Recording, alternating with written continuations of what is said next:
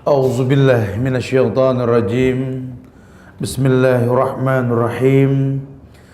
Assalamualaikum warahmatullahi wabarakatuh. Alhamdulillah. Alhamdulillahilladzi arsala rasulahu bil huda wa dinil haqq liyuzhirahu 'ala ad-dini kulli wa kafa billahi shahida wa ashhadu an la ilaha illallah wahdahu la syarika lah wa ashhadu anna muhammadan abduhu wa rasuluh. Ya ayyuhalladzina amanu taqullaha haqqa tuqatih wa la tamutunna illa wa antum muslimun. Ya ayuhan nasu taqu rabbakum alladhi khalaqakum min nafsin wahidah wa khalaqa minha zawjaha wa bassa minhum rijalan katsiran wa nisaa wattaqullaha alladhi tasaaluna bihi wal arham innallaha kana 'alaikum raqiba. Ya ayyuhalladzina amanu taqullaha wa qulu qawlan sadida yuslih lakum a'malakum wa yaghfir lakum dhunubakum wa may yuti'illaha wa rasulahu faqad faza fawzan 'azima. Amma ba'du, fa'lam ayuhan nas fa inna ahsanul kalam kalamullah wa khairal huda huda Muhammadin sallallahu alaihi wasallam wa syarral umuri muhdatsatuha wa kullu muhdatsatin bid'ah wa kullu bid'atin dhalalah wa kullu dhalalatin finnar.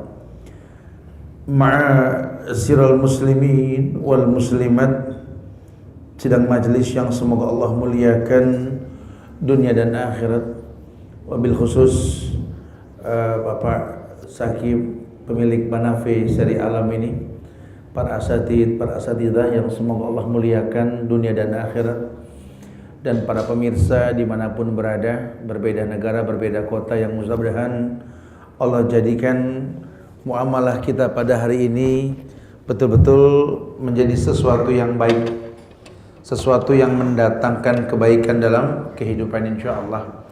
Karena memang betapa banyak syariat dalam Islam ini yang menggiring kita untuk paham bahwa yarfa'illahu alladhina amanu minkum walladhina utul ilma darajat.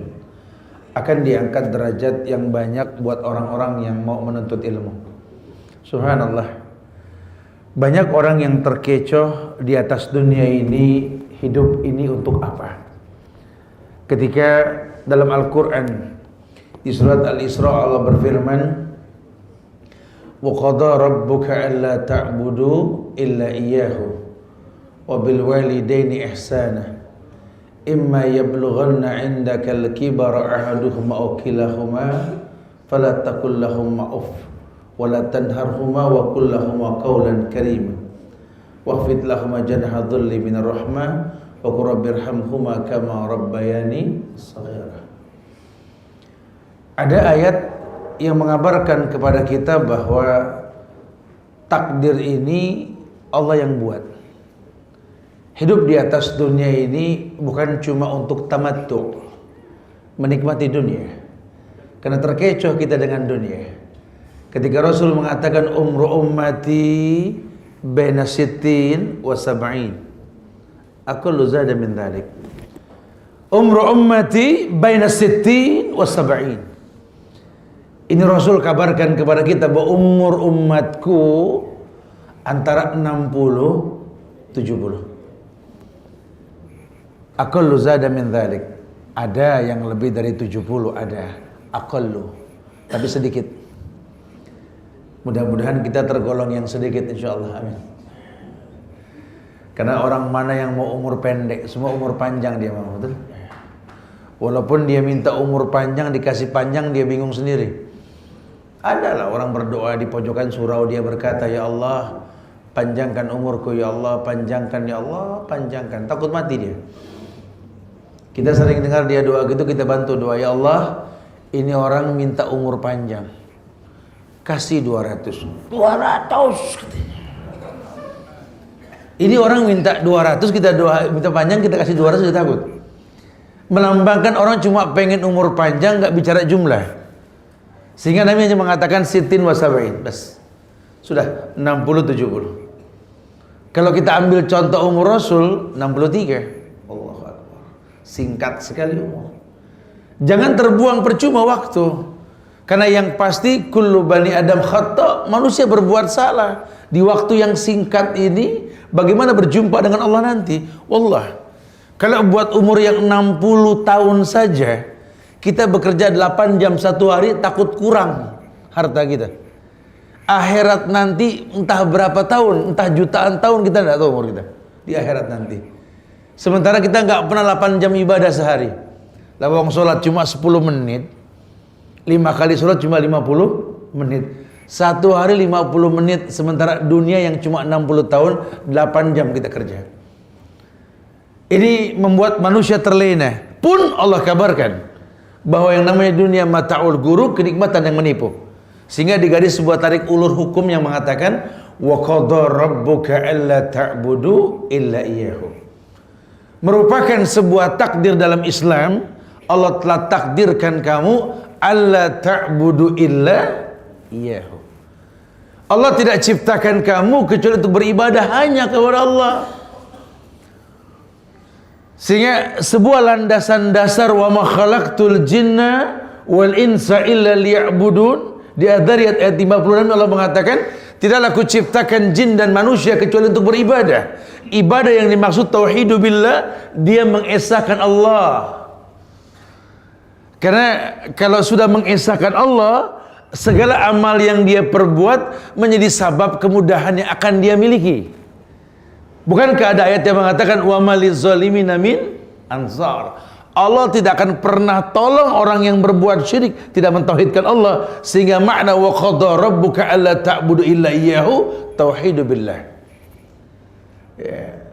Jangan kita beramal soleh tanpa mengesahkan Allah.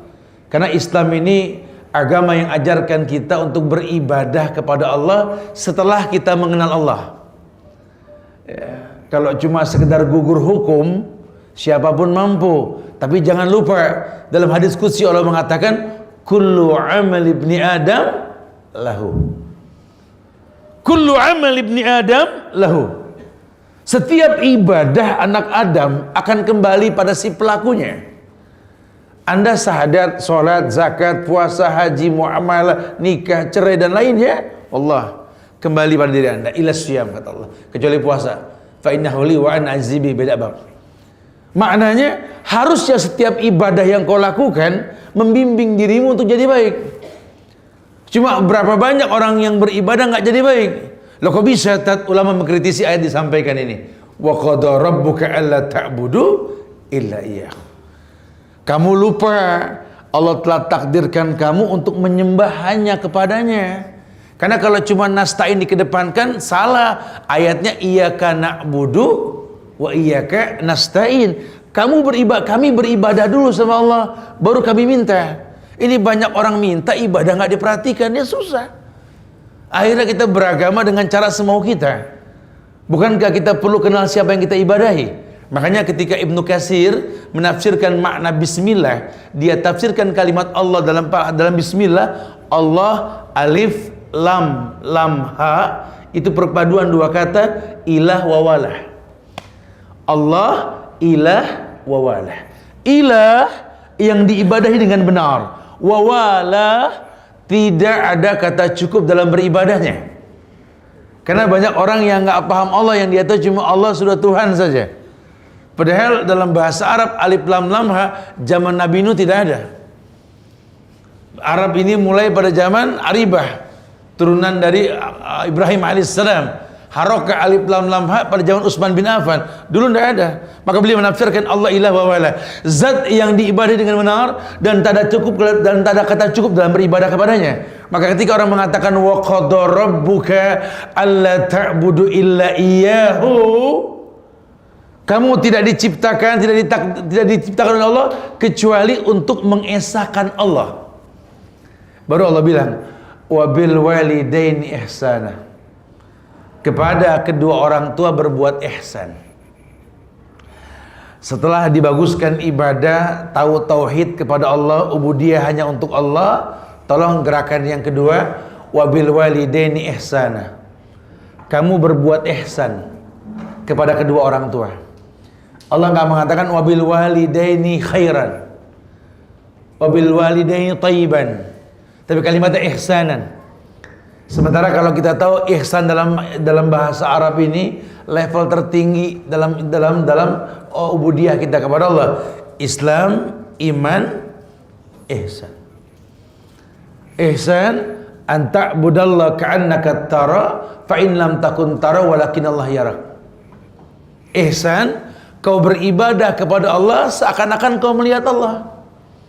Kalaupun kau tak melihat Allah, kau yakin Allah melihat dirimu. Apa maksud dengan kalimat wabil walidaini ihsana? Kepada kedua orang tua berbuat ihsan, maknanya tidak ada orang tua berbuat baiklah. Kenapa? Karena nasab kita kepada dia. Al-walad lil firash. Anak ini yang punya firash, yang punya kasur ayah. Ya, orang tua bisa kita bohongin di rumah, dia tidak tahu kita sedang apa di luar. Tapi Islam katakan jangan ihsan. Kau bawa nasab dulu zaman Rasul. Ada seorang pemuda datang ke Rasul. Dia bilang, ya Rasulullah, izinkan aku berzina. Masya Allah. Kebayang, anak muda zaman Rasul datang ke Rasul izin zina. Sekarang tidak ada yang berani orang itu. Saya zina dulu, tidak ada berani. Ini zaman Rasul terang-terangan izin berzina. Kata Rasul, "Shalaita ya akhi?" Udah sholat belum? Lamma salli. Belum, pantesan belum sholat, mau zina. Suruh sholat dulu. Habis sholat dia datang lagi, ya Rasulullah, "Shalaita ya Rasulullah, izinkan aku berzina." Apa kata Nabi? Begini, bagaimana menurutmu kalau kakek nenek mau berzina? Malulah sebagai cucu. Bagaimana menurutmu kalau ayah ibumu berzina? Malulah sebagai anak. Kelak anak cucumu pun malu kalau kau melakukannya. Masya Allah.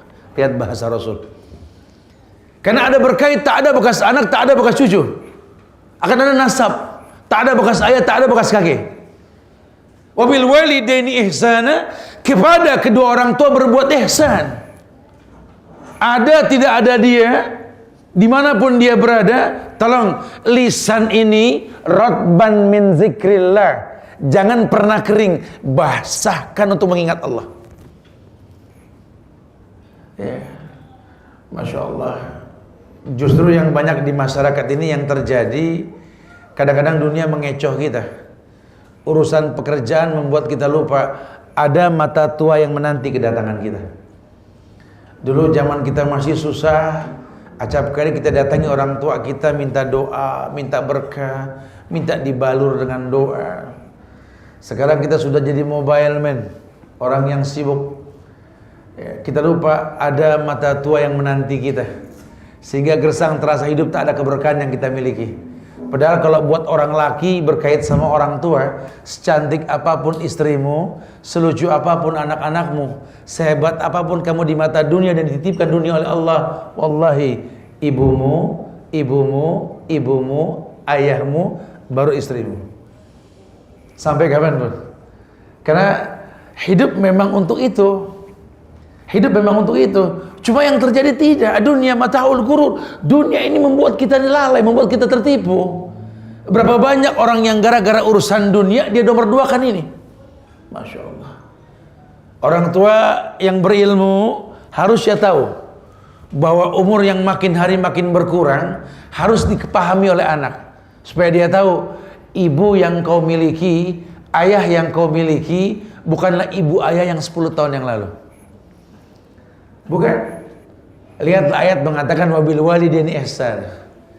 Allah mengatakan imma yablughanna indakal kibara ahaduhuma aw kilahuma fala taqul lahumā uff wa la tanharhumā wa qul lahumā qawlan karīmā. Kalau seandainya di antara kedua orang tuamu ada yang kibar, ada yang sudah tua renta, entah ayahmu atau keduanya, ayah ibumu, fala taqul lahum auf. Islam ajarkan untuk ijtinabu bima naha alaih, menjauhkan semua yang dilarang. Karena kalau bahasa larangan dikedepankan. Apa sabda Rasul? Manahaitukum an syai'in fajtanibuhu wa ma'amartukum bihi fa'tu minhu mastata'tum. Apapun yang kularang jauhkan, kata Rasul. Jangan ditawar. Apapun yang kuperintahkan lakukan semau kalian. Nabi katakan dengan tegas, manahaitukum an syai'in fajtanibuhu wa ma amartukum bihi fa'tu minhu mastata'tum. Beliau sampaikan ayat, wa in jahadaka, seandainya kedua orang tuamu di antara mereka ada yang kibar atau keduanya sudah renta, fala taqul lahum auf. Jangan kalian berkata auf. Ish auf.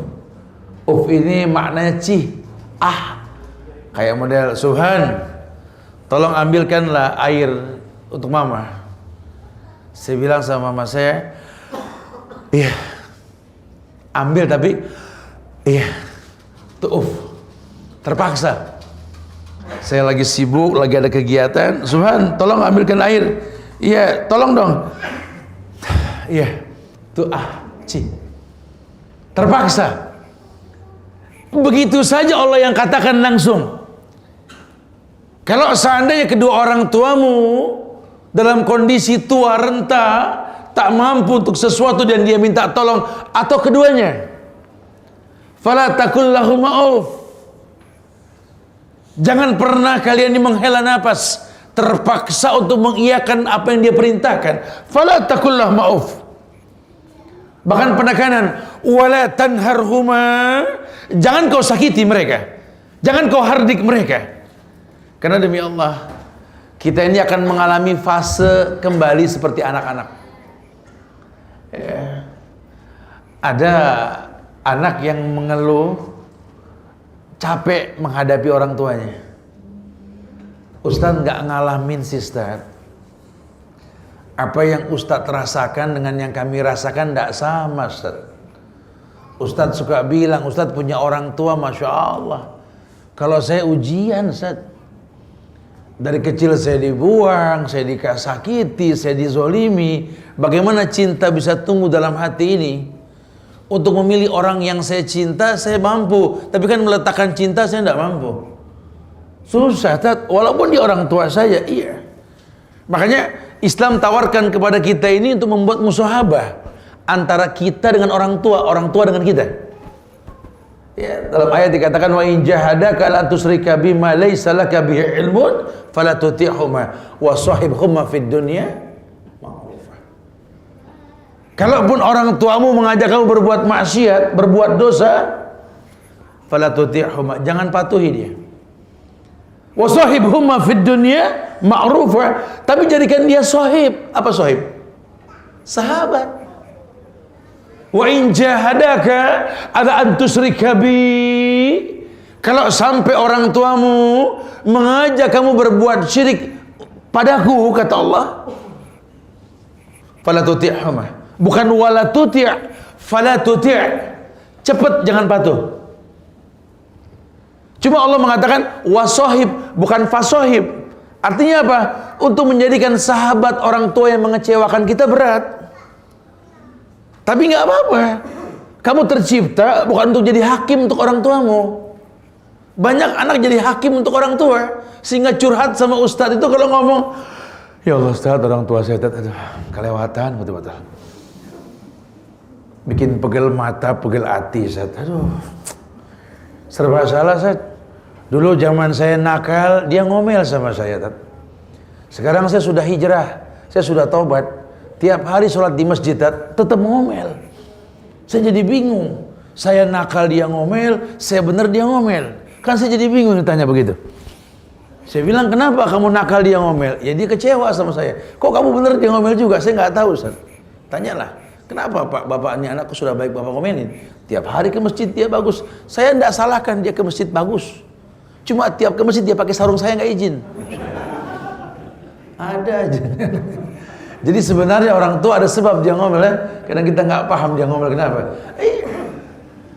Masya Allah. Ya, jangan jadi hakim untuk orang tua kita. Dulu kita berbuat 10 kesalahan, dia siapkan 11 maaf untuk kita. Dulu kita berbuat 100 maksiat di masyarakat, cuma dia yang mau menyiapkan maaf buat kita, 101 maaf buat kita.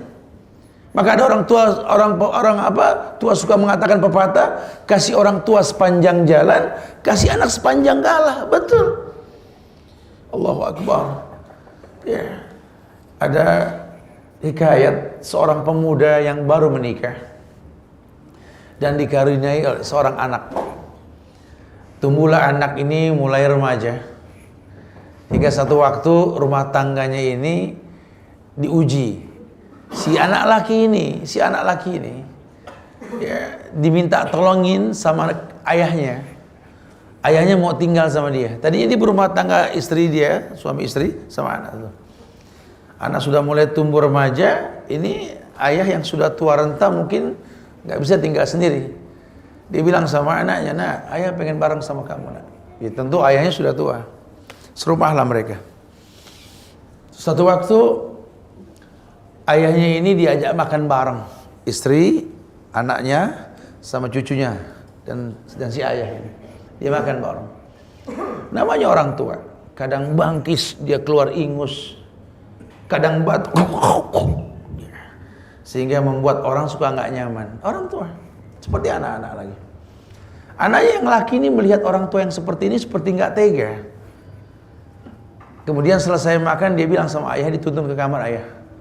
Kalau ayah kira-kira nggak nyaman makan bareng-bareng kami, biarlah nanti ku bawakan nasimu, minumanmu ke kamar. Gak usah lagi kita gabung di meja makan. Takut ayah nggak nyaman. Maksudnya benar. Dia nggak mau istrinya mencemooh ayahnya. Dia nggak mau suasana nggak lagi asik. Begitu dirutinkan. Ya tiap makan ayahnya cuma mengintip dari kamar, ngelihat anaknya sedang makan sama istri sama anaknya. Bahkan diantar ke kamar. Hingga satu waktu ayahnya meninggal di kamar tersebut. Meninggallah si ayah. Ya, resepsi pemakaman, dimandikan, dikafankan, disolatkan, di rumah sudah. Sehingga beberapa hari setelah itu si anak berinisiatif untuk membersihkan kamar ayahnya bersama anak yang remaja ini. Dan ternyata di bawah kasur ayahnya itu numpuk piring dengan nasi yang selama ini dikasih. Dia tidak makan. Melihat seperti itu, si anak ini mengambil piring-piring tersebut, mau dibawa ke belakang, mau dicuci. Kata anak yang remaja, "Jangan ayah, jangan. Biarkan piring ini kupegang." "Untuk apa, nak?" "Nanti kan kuberikan kepada ayah kalau sudah tua nanti di sini." Subhanallah. Satu tamparan hebat. Karena jujur, orang tua tidak butuh itu. Tapi dia butuh dihargai. Bahwa sadarlah kita, ayahmu yang 20 tahun yang lalu bukan ayahmu yang sekarang.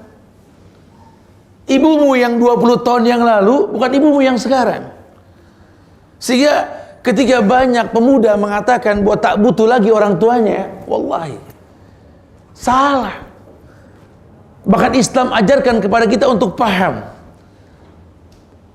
Siapa yang benci sama ayahnya? Saya, Tat. Ayah saya ini diktator, Tat. Ayah sini kalau sudah veto omongan kita sudah bisa ngomong, Tat. Galaknya manusia. Apalagi ibu saya, aduh, Masya Allah, nggak pernah akur sama mantu, Tat. Ribut saja kerjanya.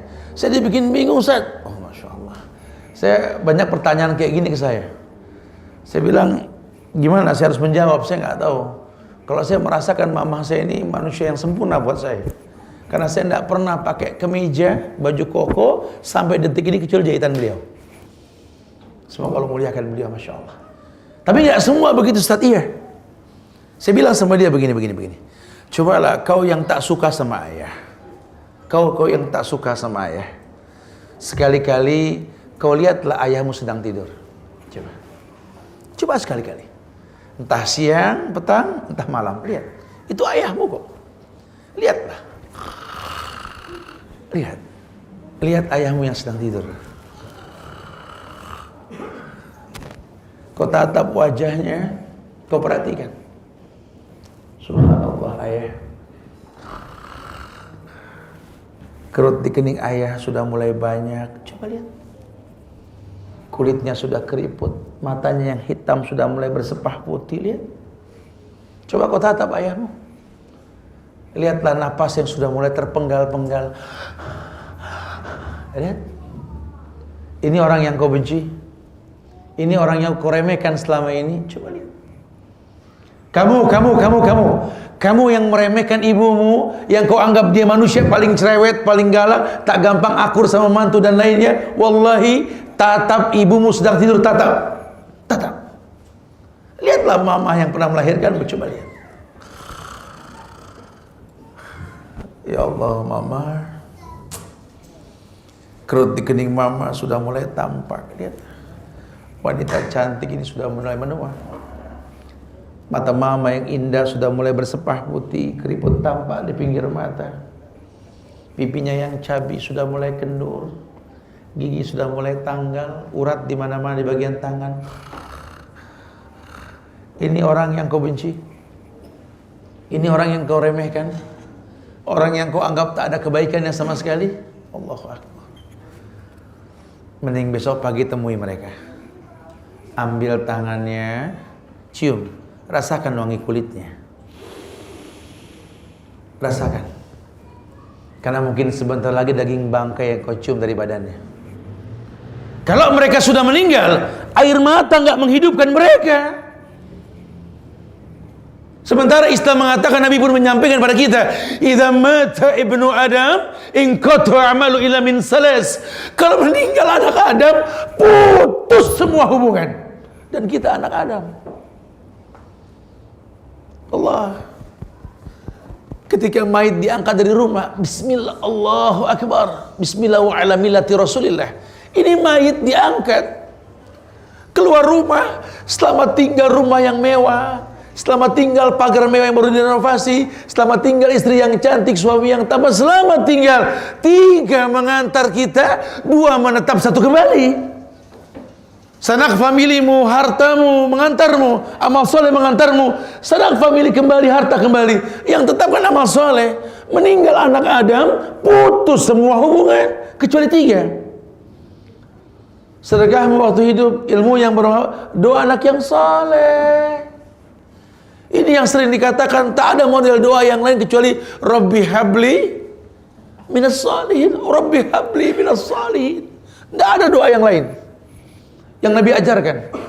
Keumuman, Rabbana hablana min azwajina wa zurriyatina qurrata ayun. Tapi kalau doa buat anak cuma Rabbi habli minas salihin. Kenapa? Karena yang masuk ke lubang kubur kita doa anak yang saleh.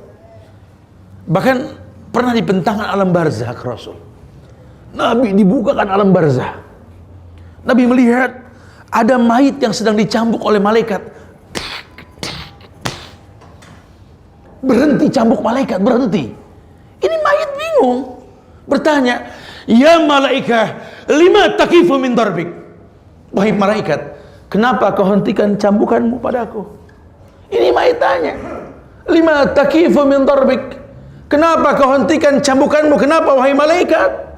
Apa jawab malaikat? Kaifa adribuk? Bagaimana aku bisa mencambukmu? Wa waladuk istaghfar lak. Sementara anakmu di dunia selalu beristighfar untukmu. Lihat. Bahkan istighfar anak yang saleh bisa menghentikan azab kubur orang tuanya. Masya Allah. Kebayang kalau kita nggak bagus muamalah. Maka Islam menekankan sekali. Wa qada rabbuka alla ta'budu illa iyyahu wa bil walidaini ihsana. Imma yablughanna 'indakal kibara ahaduhuma aw kilahuma fala taqul lahum auf wa qul lahum qawlan karima wa qul lahum qawlan karima. Kepada keduanya berkata yang baik, berkata yang mulia, berkata yang bagus, cakaplah yang indah. Pujilah dia. Subhanallah, ya, apa kabar, sehat? Kau tuh buku yang berjalan buat saya, ya, Masya Allah. Karena tugas kita cuma berbakti sama orang tua, bukan jadi hakim buat mereka. Karena siapa yang jamin umur mereka sampai besok? Tidak ada yang jamin. Masya Allah. Sekarang kita anggap dia ada, besok wallahu a'lam bishawab. Aduh, Masya Allah. Saya masih ingat kemarin saya mandikan mayit ayah saya. Ya Allah. Ya, ketika saya mandikan mayit, saya wudukan beliau, saya coba bersihkan tangannya. Hati ini berkata, ya Allah, baru kemarin tangan ini menuntun saya menitas saya di atas rumput. Tita. Saya basuh pundaknya baru kemarin. Saya letakkan dagu saya di pundak beliau ini. Singkatnya waktu, Masya Allah. Saya basuh wajah beliau, ya Allah. Baru kemarin perasaan ini semua, ya Allah. Singkat sekali. Kalau sudah tidak ada, sekarang cuma busara yang kita temui. Kebayang tidak? Masya Allah. Imma yablughanna indakal kibara ahaduhuma aw kilahuma fala taqul lahumā uff wa qul lahumā qawlan karīmā. Coba sih berkata yang karim, berkata yang baik bertemunya. Bahkan ketika ditanyakan oleh seorang ulama, ada dua pemandangan paling indah di muka bumi ini. Ada dua pemandangan paling indah di muka bumi ini, yang kalau kita melihat, menengoknya itu, kita disuruh berdoa. Yang pertama, menatap Ka'bah. Menatap Ka'bah. Orang mana yang tengok Ka'bah tidak baca doa? Allahumma antas salam wa minkas salam fahayna rabbana bis salam. Dan menatap wajah orang tua. Rabbirhamhuma kama rabbayani saghira. Kita kalau lihat wajah orang tua, Allah mengatakan waqfid lahuma janaha dzulli minar rahmah wa qur rabbirhamhuma kama rabbayani saghira. Ada dua pemandangan paling indah. Pernah gak terbesit dalam benak kita? Ketika kita berbeda pendapat dengan orang tua kita nggak mempersiapkan waktu dan cara untuk membuat mereka terpincut sama kita. Pernah mendengar nama Uwais Al-Qarni? Uwais Al-Qarni. Ini salah seorang pemuda yang hidup zaman sahabat, tapi dia nggak bertemu Rasul. Uwais bukan periwayat hadis dan dia bukan penghafal Quran, tapi Nabi merekomendasikan Uwais kepada Umar dan Ali untuk memohonkan ampun kepada keduanya. Sementara ada hadis yang mengatakan Umar fil jannah, Ali fil jannah. Penghuni sorga pun suruh minta doanya Uwais. Apa kelebihan Uwais? Sampai bisa direkomendasi Nabi untuk berdoa. Karena hikayat mengatakan kalau Uwais sudah mengangkat tangannya ke langit, langit bergetar. Tidaklah tangan Uwais turun kecuali dijawab doa yang dia minta. Apa kelebihannya? Uwais mencintai ibunya. Uwais tidak pernah mengatakan tidak sama ibunya. Ibunya yang cacat ini menjadi sesuatu yang mulia untuk dirinya. Pernah satu waktu ibunya ini berkata kepada Uwais, Uwais, ibumu ini tak akan pernah mau meninggal sebelum bisa menunaikan haji. Tahu Uwais tinggal di mana? Yaman. Yaman. Ini Yaman ke Mekah pesawat aja 2 jam. Dulu tidak ada pesawat. Dan Uwais orang miskin. Gimana ibunya mau naik haji sama dia, sementara dia bingung gimana bawa ibunya. Hingga dalam hikayat dikatakan ketika ibunya minta, dia tidak pernah bilang tidak sama ibunya, sama mamahnya. Selalu bilang iya. Cuma untuk yang satu ini dia nggak jawab. Dia hanya berdiam diri. Kemudian diam-diam dia beli seekor anak sapi. Dia beli seekor anak sapi. Yang anak sapi itu dia gendong setiap pagi, dia naik ke atas gunung Yaman. Dia turun lagi. Naik, turun tiap hari. Selama 8 bulan hingga masa haji menjelang. Ini sapi makin hari makin besar. Dan badan Uwais pun makin berbentuk karena dia gendong sapi tiap hari. Setelah pada waktunya dia yakin dia mampu, dia menggendong ibunya. Ukurannya sapi itu. Sehingga dia menggendong ibunya dari negeri Yaman ke Mekah. Dalam riwayat dikatakan dia tawaf di Ka'bah. Di tawaf yang kedua, dia bertemu dengan sahabat Abdullah bin Umar. Dia bertanya sama sahabat Abdullah bin Umar tentang apa yang dia lakukan kepada ibunya. Sudahkah saya membalas atau memberikan bakti kepada kedua orang tua, kepada ibu saya, karena dia melahirkan saya? Apa kata sahabat? Satu hentakan napas pun ketika melahirkanmu belum terbayar. Kau gendong ibumu dari negeri Yaman menuju Mekah, kau tawaf di Ka'bah karena Allah, belum terbayar satu hentakan napas pun ketika melahirkanmu. Masya Allah. Gimana orang merasa cukup berbakti sama orang tua? Orang tua yang hamil mustajab doa. Kelebihan yang tak bisa dibayar adalah ketika wahnan ala wahnin, hamalathu ummuhu wahnan ala wahnin wa fisaluhu fi amain alishkurli, kata Allah. Wali walidayka ilayal masir, bahasa Allah, anishkurli, bersyukurlah kau kepadaku. Kenapa? Bibirmu bisa menghisap puting ibumu. Bersyukurlah kau kepadaku, ibumu tak mengeluh. Wahnan ala wahnin, wahnan ala wahnin, susah untuk dikaryakan maknanya. Sakit di atas sakit. Kita orang laki, Pak. Kita orang laki. Ini kalau ngomong nge-gym, Masya Allah ya, olahraga, bentuk tubuh, angkat besi.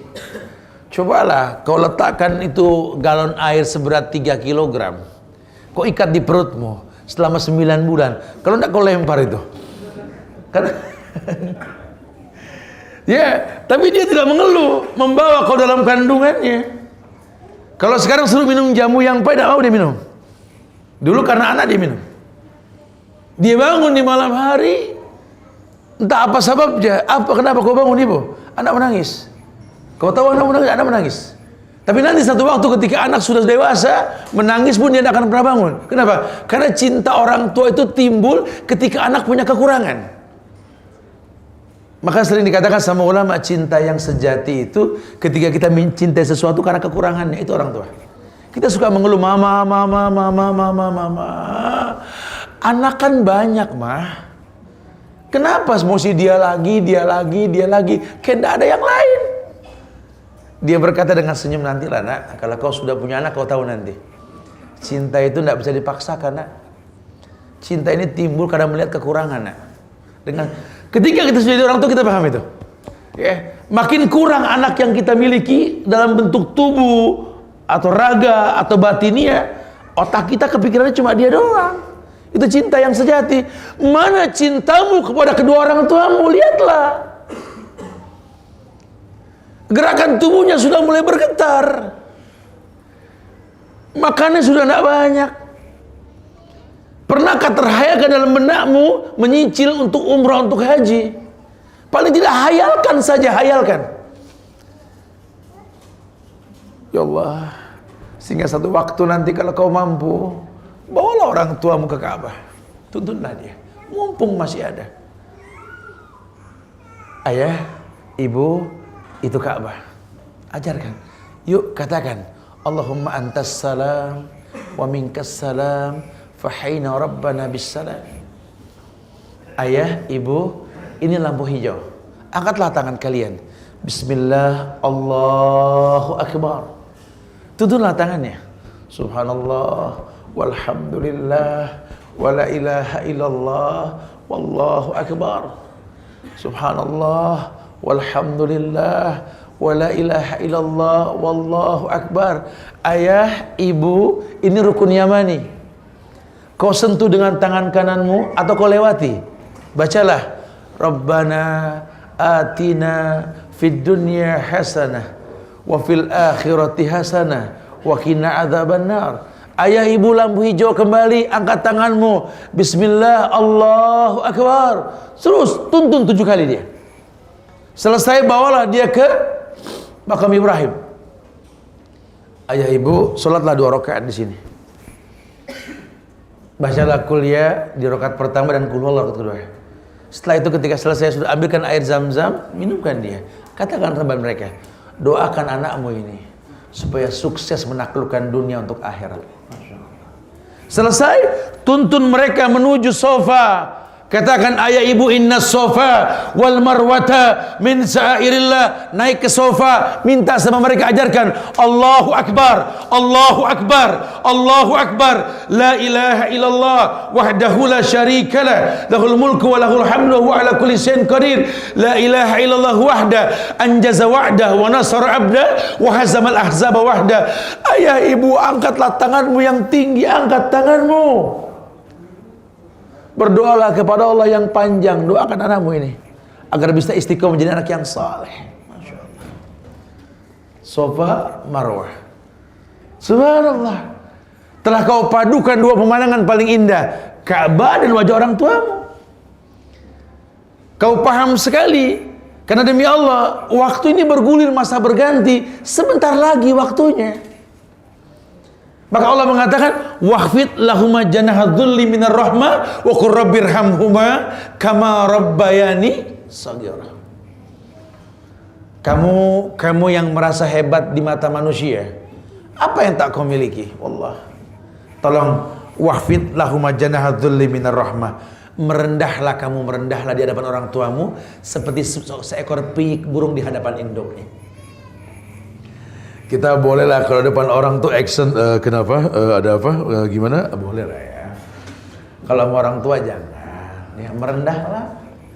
Sekali-kali kau lihat orang tuamu, tidurlah di pundaknya, tidurlah di pahanya. Mama, balurlah aku dengan doa, Ma. Karena apa arti hidup ini kalau kita nggak dekat sama orang tua? Bahkan Islam tawarkan ridallah fi ridal walidain wa sukhtullah fi sukhtil. Ridhonya Allah di ridha orang tua, murkanya juga sama. Kita menghadapi hidup, kata ulama, ada 12 kiat cara menghadapi hidup untuk mendatangkan keberkahan. Dari 12 kiat ini, yang paling mudah ridho orang tua. Apa 12 kiat tersebut? Yang pertama, ulama mengatakan kita ini mengkritisi iman. Ini saya bahas 12 kiat. Nanti pada intinya ridho orang tua kuncinya. Yang pertama, kritisi iman. Karena orang minta berkah sama Allah, kalau imannya berantakan rusak semua. Apa dijelaskan bahwa wa innallaha ta'ala la yunalu ma indahu illa bi ta'ah. Ajmilu fit talab. Begitu bahasa Rasul. Ketahuilah, semua yang baik yang kalian inginkan adanya di sisi Allah, dan semua yang baik yang kalian inginkan yang adanya di sisi Allah tidak mungkin kalian dapatkan kecuali kalian mentaati Allah. Ajmilu fit talab, perbagus cara meminta. Maka kuncinya iman. Ya, karena iman ini berkait dengan amar perintah. Dulu sebelum orang beriman, akidah 13 tahun di Mekah, iman baik di Madinah, turun hukum.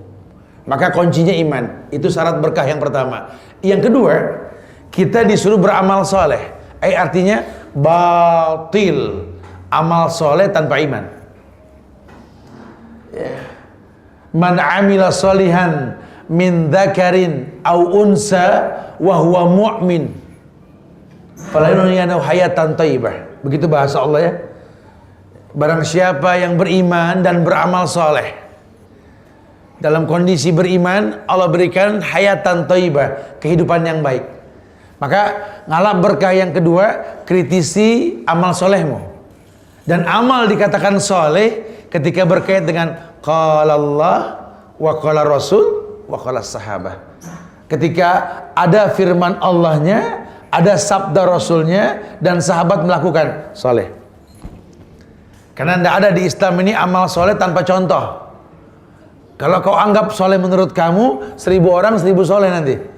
Tapi kalau soleh menurut Allah, wallahi terbatas tentunya. Karena berkait dengan apa perintah Allah, apa contoh Rasul. Yang ketiga, yakni kalau kamu pengen berkah hidup, kamu suruh banyak mensyukuri nikmat.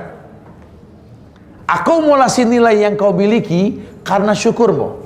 Allah yang mengatakan, la in syakartum la azidannakum. Kunci deh, la in syakartum la azidannakum. Sekarang kau rasakan pusing kepalamu, kau minum obat. Setelah kau minum, kau minta sama Allah, anta syafi la syifa illa syifauka syifaan la yughadiru nasaqam. Gimana setelah minum obat? Alhamdulillah. Syukuri, jangan dikeluhi. Mungkin perubahannya sebentar, cuma Allah tambah. Karena kau bersyukur, la in syakartum la azidanakum. Jangan mengeluh. Keluhanmu ini yang mengurangi kebaikan, bahkan menjadi zon prasangka burukmu sama Allah. Kalau sudah berprasangka buruk, apa kata Allah? Wa dzalikum zannukumul ladzi zanantum bi rabbikum ardakum fa asbahtum minal khasirin. Prasangka burukmu itulah yang mendapatkan keburukan dari Allah. Masya Allah. Yang keempat, penekanan untuk mendirikan sholat. Mendirikan sholat. Bagaimana orang bisa mendirikan sholat? Ya karena dia paham sholat adalah isti'anah, meminta tolong. Ayat mengatakan wasta'inu bis-sabri was-shalah. Kamu minta tolong dengan sabar dan sholat. Wasta'inu bis-sabri was-shalah. Minta tolong dengan sabar dan sholat. Dalam bahasa agama suruh sabar dulu baru sholat. Bukan sholat yang bikin sabar, sabar yang menyempurnakan sholat. Kita kalau kurang sabar berarti kurang iman. Karena bicara sabar bicara iman, betul? Ya ayyuhalladzina amanu isbiru. Orang yang beriman, sabarlah kamu. Kuatkan sabarmu seperti menjaga di perbatasan. Iya, bicara iman bicara sabar. Kalau dikatakan wasta'inu bis sabri was shalah, baguskan imanmu, cakapkan sabarmu, baru bicara salat. Ini syukur yang keempat. Yang kelima, kau bayarkan zakat, kau infak, kau sedekah. Lihat cara yang Islam ajarkan yang kelima, tahadu tahabu. Ya, ini di luar bahasan ridhonya dulu ya. Artinya ada perintah untuk menegakkan zakat, mengeluarkan sedekah, infak. Karena ma anfaqtum min syai'in fa huwa yukhlifuh. Apapun yang kalian infakkan oleh yang bakal ganti. Mana qasad shadaqatum min malin, tak kurang harta karena sedekah. Unfik alik. Infakkan hartamu oleh infakkan kau. Masya Allah. Yang keenam, yakni qanaah.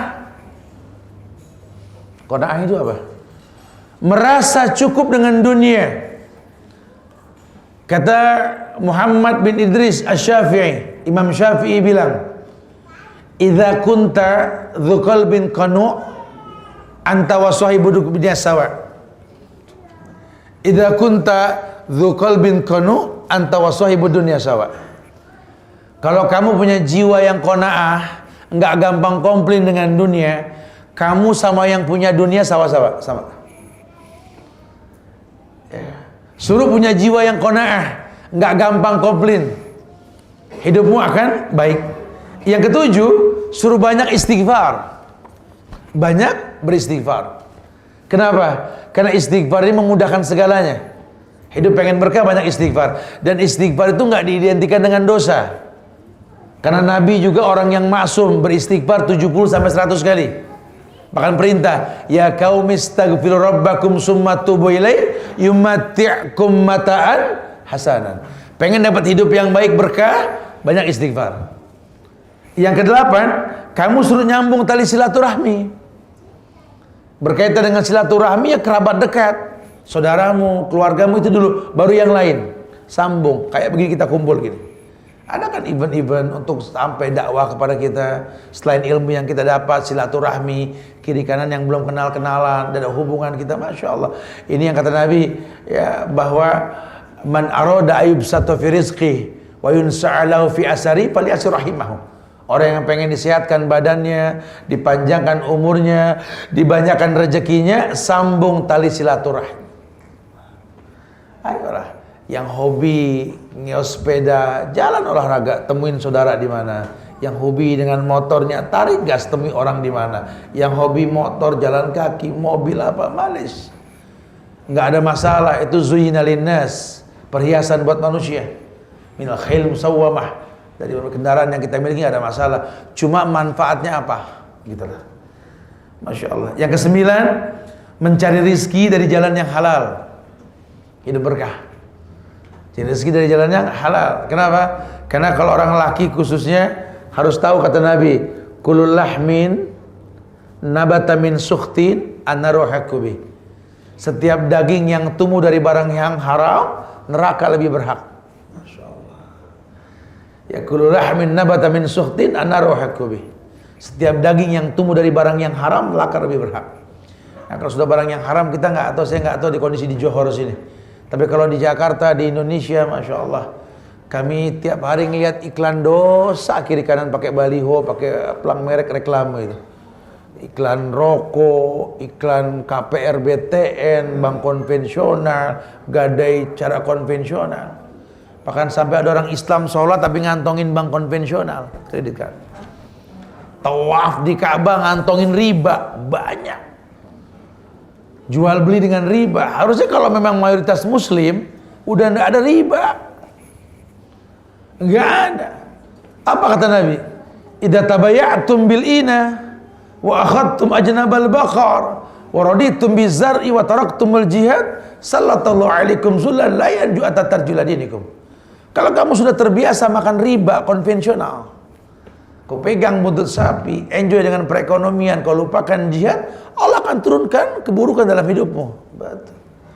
Hidup ini gersang karena orang Islam makan yang haram. Nah, dikatakan kullu lahmin nabata min sukhtin anaru hakubi. Orang laki khususnya, Pak. Yuk hindari keluarga kita dari barang yang haram. Kemudian yang ke-10, bekerja di pagi hari. Iya. Doa Nabi untuk umat, ya Allahumma barik li ummati fi bukuriha. Ya Allah, berikan berkah pada umatku di pagi hari. Allahumma barik li ummati fi bukuriha. Ya Allah, berikan berkah pada umatku di pagi hari. Bangun pagi sebelum subuh, bangun, mandi, sholat subuh berjamaah. Zikir hingga terbit matahari, syuruk 2 rakaat. Taklukkan dunia. Konsisten di atas keumatan kita sebagai umat Muhammad. Apa kata Nabi? Barik li ummati fi bukuriha. Berikan berkah pada umatku di pagi hari. Umatku, umat doa. Umat ada 2 kata Rasul. Ummatud dakwah wa ummatul ijabah. Ummatud dakwah, umat yang sampai dakwah cuma belum mengiyakan, belum ijabah. Tapi ummatud dakwah, ummatul ijabah yang sudah mengijabah. Kalau kamu mengaku umat Muhammad, tolong dong konsekuensinya 4. Kau mengatakan wa anna Muhammad Rasulullah. Tolong 4 konsekuensinya.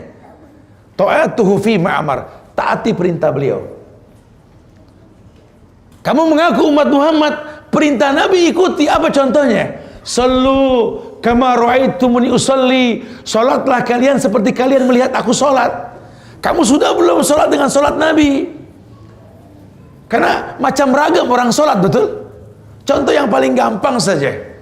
Ketika iklannya kan aqimis shalah inna sholata tanha 'anil fahsya wal munkar. Dirikan salat. Salat mencegah perbuatan keji dan mungkar. Betul?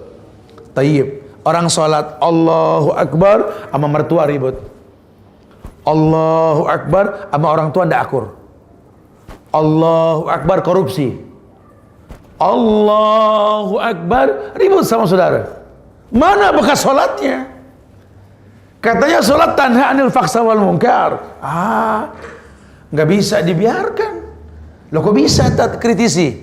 Ternyata banyak orang sholat rusak rukun dan syaratnya. Syarat sah sholat apa? Wudu. Betul? Kalau wudu tidak sah, sholat tidak sah. Bicara rukun wudu, salah satunya Al-Maidah ayat 5. Famsahu biru'usikum, basuhlah kepalamu. Mana yang dibilang kepala? Mana yang dibilang kepala? Semua yang ditumbuhi rambut. Sekarang basuh kepalamu. Basuh. Dan telinga masuk bagian kepala. Cuma berapa banyak orang yang melakukan wudu cuma geser kopiah. Hadhihi jabha laysa ra'sun, ini jidat bukan kepala. Sementara rukun basuh kepala, betul? Kira-kira kalau rukunnya rusak, sah gak sholatnya? Itu baru bicara rukun, bicara syarat. Bicara rukun, niat berdiri menghadap kiblat, takbir. Takbir, taib? Takbir. Kita lihat takbir. Boleh gak sholat tanpa takbir? Tapi lihat takbir di masyarakat. Allahu Akbar. Allahu Akbar. Allahu Akbar. Allahu Akbar. Ada yang begini. Sudah berapa takbir itu? Nabinya berapa? Mungkinkah Nabi yang satu mengajarkan sekian model takbir? Nah, kita lupa ada hadis yang mengatakan sallu kama ra'aitumuni sholli. Sallu kama ra'aitumuni usolli. Bahkan Syekh Nasruddin Albani dalam sifat salat Nabi mengatakan menemukan lebih dari 650 hadis untuk satu rakaat salat. Kita tidak pernah bahas itu. Padahal salat intinya perintahkan salat kita sama Allah. Cuma salat kita berantakan dan banyak lainnya. Maka konsekuensi kau mengatakan Muhammad Rasulullah, tolong pegang yang pertama, taati perintah beliau. Ayo disiplin. Yang kedua, ijtinabu biman naha alaih, menjauhkan semua yang beliau larang. Kenapa? Perintah dan larangan Rasul, perintah larangan Allah. Alasannya apa? Wa bayantiku anil hawa in huwa illa wahyu yuha. Beliau tidak berkata kecuali wahyu yang Allah wahyukan. Konsekuensi yang ketiga, tasdiku fima akhbar, percaya dengan yang Nabi kabarkan walaupun sifatnya gaib. Kalau Nabi yang ngomong sudahlah. Al-Ahzab ayat 36 itu. Wa ma kana lil mu'minin wala mu'minatin idza qadallahu wa rasuluhu amran ayakuna lahumul khiyaratu min amrihim. Tidak ada pilihan lain. Kalau Allah sudah perintahkan, Nabi sudah sabdakan, beriman laki maupun perempuan, katakan sami'na. Walaupun mata belum melihat, gaib. Walaupun telinga belum mendengar, hati belum bisa menghayalkan, tapi ada firman Allah, ada sabda Rasulnya. Tolong, sami'na. Konsekuensi yang ketiga. Dan konsekuensi yang keempat, la ya'budallah ila bima syara'a alaih. Tidak beribadah kepada Allah kecuali adanya syariat. Karena agama ini syariat, punya rukun dan syarat. Ikhlas untuk Allah dan mencontoh Rasul. Jangan dibuat yang baru. Yang 14 abad lalu adalah agama, nanti sampai kiamat pun agama. Beda Nabi dan Rasul Muhammad dengan Nabi Rasul sebelumnya, bedanya Nabi dan Rasul sebelumnya diutus per kaum. Nabi Muhammad diutus rahmatan lil. Maka yang dibawa sama Nabi sampai kiamat pun syariat. Yang dibawa sama Nabi 14 abad yang lalu sampai Dajjal turun pun syariat. Itu yang kita pegang akidah. Maka jangan sampai dirubah ini. Konsekuensinya tegas. Ya, wa anna Muhammad Rasulullah, dia paham sekali, masya Allah. Kemudian yang ke-11, kita disuruh bertawakal sama Allah. Ya, ngalap berkah yang ke-11 suruh tawakal sama Allah. Tawakal ini menjadikan Allah sebagai penjamin, dan itu nggak bisa langsung kecuali ada proses. Prosesnya apa? Di At-Tolaq ayat 3 itu. Wa may yattaqillah yaj'al lahu makhrajan wa yarzuqhu min haitsu la yahtasib. Wa may yatawakkal 'ala Allah fa huwa hasbuh. Barang siapa bertawakal sama Allah, Allah yang bakal jamin dia. Cuma nggak gampang orang tawakal minta jaminan kalau nggak dibiasakan takwa dulu. Apa itu takwa? Takwa itu bukan singkatan takut sama mertua, bukan. Takwa ini orang yang beribadah dengan benar dan jadi orang yang bertakwa. Wa may yattaqillah yaj'al lahu makhrajan. Karena kau bertakwa di mana saja Allah berikan solusi. Bahkan rezekimu datang karena takwamu. Ah, teman saya agamanya rusak, rezekinya gampang. Istidraj. Istidraj. Selain dari Allah yang ada mudarat. Karena kalau rezeki yang betul, yang ada berkah ke badan, yang ada berkah ke semuanya. Rezeki yang penuh berkah ini nggak bicara kuantitas, dia bicara kualitas. Ini cuma Pak Tani, gajinya nggak besar. Bahkan kalau kita makan di rumah Pak Tani, ini apa? Makanan nggak masuk 4 sehat 5 sempurna. Lalu nggak sempurna makanannya. Tapi anaknya jenius, beasiswa semua. Bahkan banyak ulama anak petani. Tapi ini anak orang kaya, lihat, udah bukan 4 sehat 5 sempurna lagi, 4 sehat 5 ajib. Saking enaknya makan. Lihat anak yang ada jadi. Ya, kenapa? Al ilmu nur wa nurul la yuhda lil asi. Kata Imam Syafi'i kan begitu. Karena ilmu itu cahaya Allah, dan cahaya Allah nggak datang ke orang yang bermaksiat. Kita terkecoh nih. Kita menganggap surga cuma buat orang kaya, orang kuat. Lah, surga milik Allah. Allah yang akan tentukan, dan yang paling baik mengikuti syariat. Karena ada orang yang masuk surga Harus jadi nabi dulu. Orang masuk surga jadi rasul dulu, dan kita pesimis kalau sudah begitu. Ada orang masuk surga jadi sahabat nabi dulu, dan kita tidak mungkin lagi kan.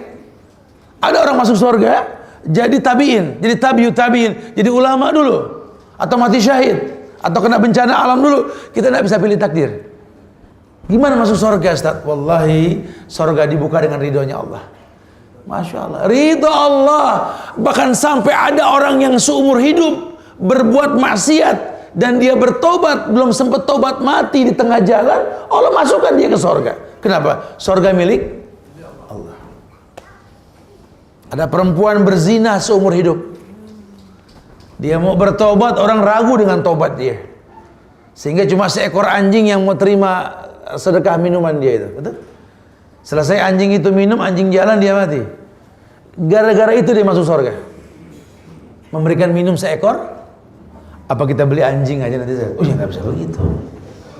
Bukan begitu bahasa agama. Ini menandakan surga milik Allah. Dan yang terakhir yakni menempuh hidup sederhana. Juhud lawannya jumud. Kalau juhud, al-qais, mandana nafsahu wa amila lima ba'dal maut. Juhud itu orang yang membatasi dirinya dengan dunia. Dia mampu beli apa saja, dia mampu. Cuma lah dia tahu min husnil islamil mar'i tarku ma la ya'ni. Dia tahu sempurnanya Islam seseorang itu ketika meninggalkan yang enggak bermanfaat. Nikmat bakal ditanya. Tsumma la tus'aluna yawma idzin. Maka dia juhud. Dia tahu cuma titipan Allah ini. Lihat cerdasnya Abu Bakar, sahabat Nabi yang paling kaya Abu Bakar, baru Utsman. Sebagian mengatakan sawa-sawa, tapi orang taunya Utsman Zunnurain. Abu Bakar kaya, sedekahnya Abu Bakar semua ke Rasul. Tapi ketika beliau wafat tidak ada waris. Sampai Umar dipanggil, Umar, cek hartaku sebagai khalifah. Kata Umar, tidak kutemukan kecuali onta kurus buat ambil air wudumu dan budak hitam, baju putih yang kau pakai itu aja. Kata Abu Bakar begini, jual itu onta, merdekakan budak. Onta itu duitnya kasih Baitul Mal, biar baju putih ini menemaniku dalam lubang kubur. Ini orang cerdas. Waris bukan solusi, ya bukan target utamanya, karena dia tahu kalau dia meninggal waris Allah kasih. Tapi dia selesaikan semuanya. Abu Bakar lihat. Maka Nabi mengatakan, "Lau kuntum muttakhidan min ahlil ardi khalilan, latakhattu Abu Bakrin khalilan." Kalau boleh aku memilih kekasih, ku pilih Abu Bakar sebagai kekasih. Karena kelebihan Abu Bakar, Masya Allah, ketimbang sahabat lainnya. Iya, lihat cerdasnya Abu Bakar. Mereka orang-orang yang betul-betul paham. Dia qanaah, dia hidup juhud. Lain sama jumud. Kalau jumud tuh belaga susah, takut diminta. Kalau juhud emang sederhana, low profile ini orang. Kayak Rasul, orang di majelis Rasul nggak ada tahu mana Rasul mana yang bukan. Dulu pernah datang orang Arab Badui ke majelis Rasul, bertanya, "Waina Muhammad, waina Muhammad, mana Muhammad?" Kenapa? Muhammad saru dengan jamaah.